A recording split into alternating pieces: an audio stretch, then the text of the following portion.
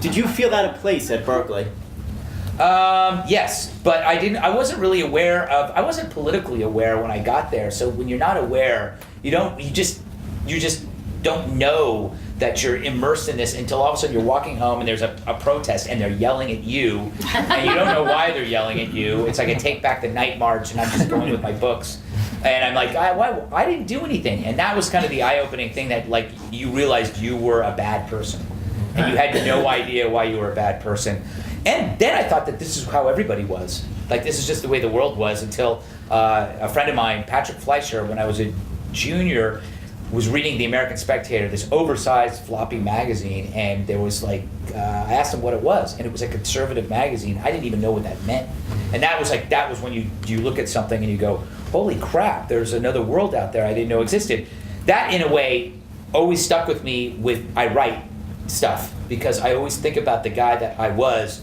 Like, how do I get him to go, holy crap, this guy's saying something that I need to hear. So these books may not be directed at the traditional Fox News audience. It's directed at somebody like me who's probably senses there's something going on outside the world that isn't right, and he doesn't fit in with the other stuff, the liberal assumptions around him. Did you find it a bizarre place? Because my first time to Berkeley, looking at colleges, all of a sudden I passed, they called him the nude man on campus. He was a student, MTV did a profile on him. I take a tour. That evening, somebody breaks into the president's mansion with a machete, tries to kill the president. He locks himself into the bathroom. Campus security comes on. They shoot dead this wacky student. The campus the next day, whole of Berkeley goes up in arms. And they killed this student. They killed this student. Did you have any experience? Did you find it a bizarre place? In Berkeley, that was called Tuesday. Embrace of eccentricity. Like, if somebody is not normal, that is great. But they don't factor into the point that the person might be mentally ill, and the person might actually need help.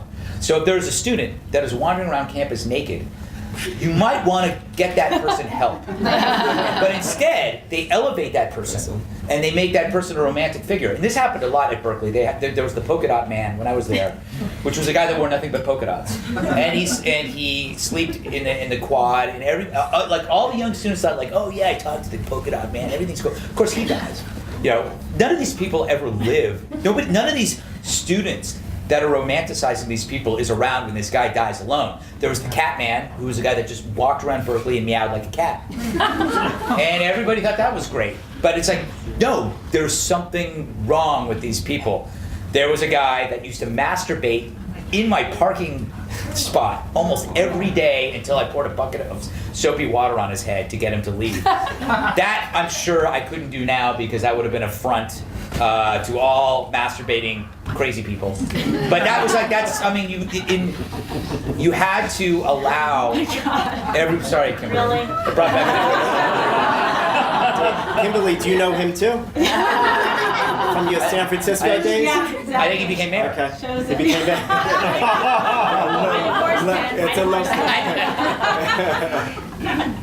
Sorry about that. No, but that's at Cal, or at anywhere, and even in movies, you romanticize the unusual or the unique without actually factoring the reality of that person, or the hell that family is going through. You know, that person has parents and they're trying to help this person, but you think that it's just really cool.